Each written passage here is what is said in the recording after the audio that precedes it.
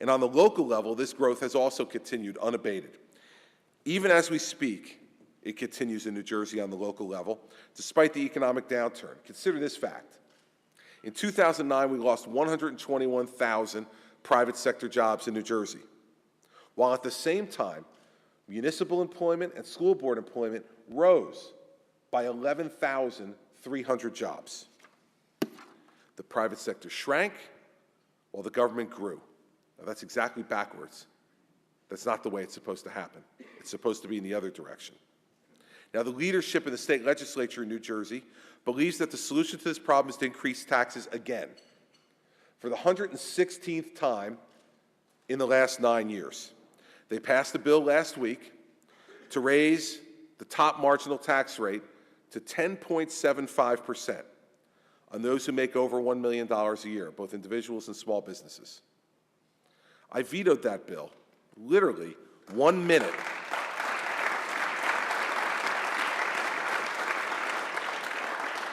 I vetoed it literally 1 minute after the Senate President handed it to me. I was watching the debate in my office on the computer. I saw that the bill was passed.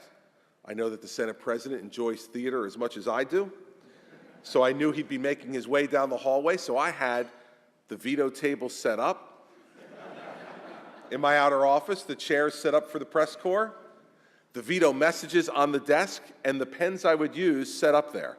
So as he walked in the door of the governor's office, he said, "I'm here to see the governor." I came out the door, I took the bills, and I said, "Stay here, this won't take long."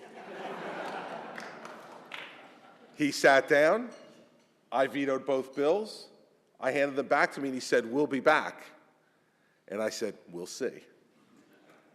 Threatening a veto override, I know I have nothing to be concerned about because Senator Kaine is here.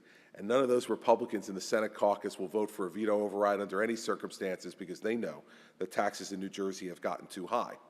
And the other problem, of course, is that these taxes don't work.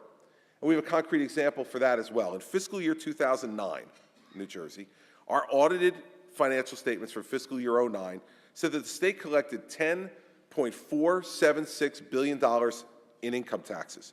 And at that time, in that fiscal year, there was no surcharge on these high net worth individuals and small businesses. In fiscal year 2010, the one we're in right now, with Governor Corzine's surcharge of 10.75% applying to small businesses and individuals, the state has actually collected $10.243 billion in income taxes, $233 million less than the year without the surcharge. Now, higher taxes are going to continue to drive people from New Jersey, and there's no economic model to prove that they actually help us from a revenue perspective. In fact, they hurt us because more people continue to leave the state to go to places where their capital is treated more kindly. And these higher taxes continue to keep our private sector job growth at zero. Let me emphasize that to you. In the entire first decade of this century, New Jersey had zero private sector job growth. We have, in fact, less private sector jobs in New Jersey today than we did in May of 2000. The direct result of the tax policies that have been pursued during that decade by the Corzine and McGreevey administrations. It seems pretty clear to me we have to change the course. We have to cap property tax increases. We have to cap discretionary spending. They go together. But that's still incomplete. We have to give the mayors and the local officials a toolkit to be able to deal with providing services in this new environment, a capped environment. So what things do we need to give them? First, on collective bargaining reform. Nearly 75% of every municipal or county budget, as a county executive will tell you, is driven by personnel and labor costs. We need to level the playing field on these costs through collective bargaining reform for our public sector unions. I stand foursquare in favor of binding arbitration to resolve disputes with our public employees who do not have the ability to strike: police, fire, teachers. Arbitration is there to be sure that these things are fairly resolved, but the key word there is fairly resolved. More often than not, these decisions have been favorable to labor, too favorable to labor, but they're not always fair to the taxpayers who wind up paying the bill for what the arbitrator decides. So under collective bargaining reform, every arbitrator will have to take into account cap 2.5. There could be no longer any allowance for an award that is higher than that cap.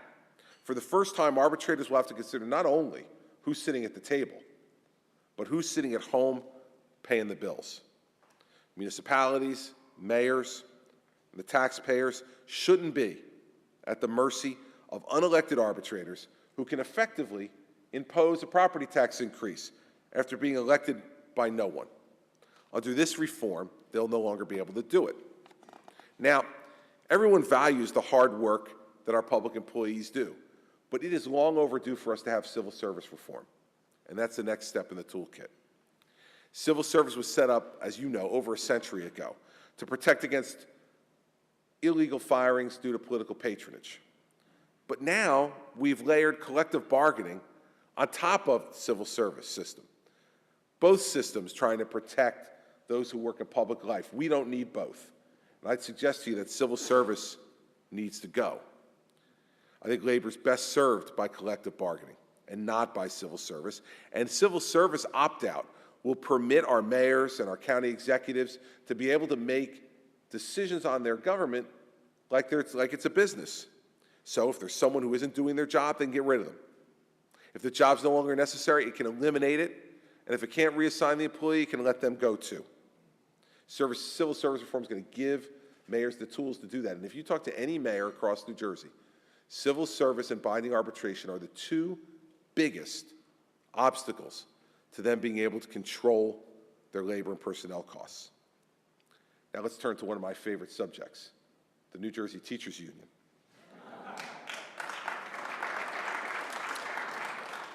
When we're taking into account what we spend and how we give raises, we can't act as if health care costs and pension costs aren't a part of it.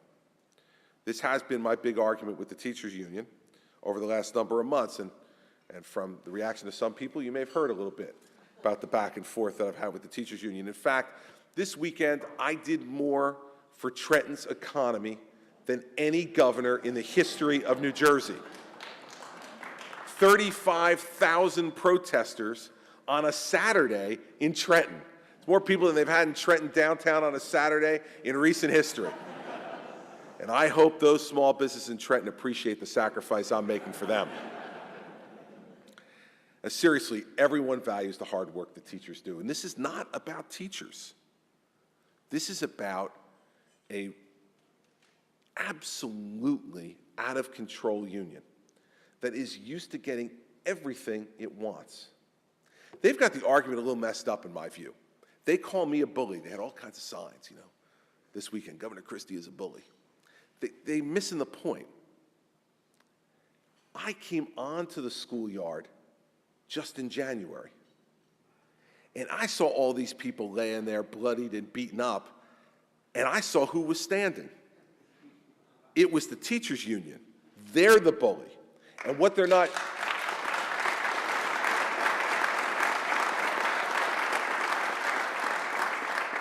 And for the last 30 years, governors have walked into that schoolyard in Trenton. They've seen that big bully standing over in the corner and the people that they've knocked over, and they've said, maybe I can make nice. Maybe if I give them a little bit, they'll give me a little bit. And what's happened over the course of those 30 years is each governor has given a little bit and a little bit more and a little bit more, and nothing is given back in return. Nothing by their union. They take and they take and they take. And so it's the union that's the problem, not the teachers.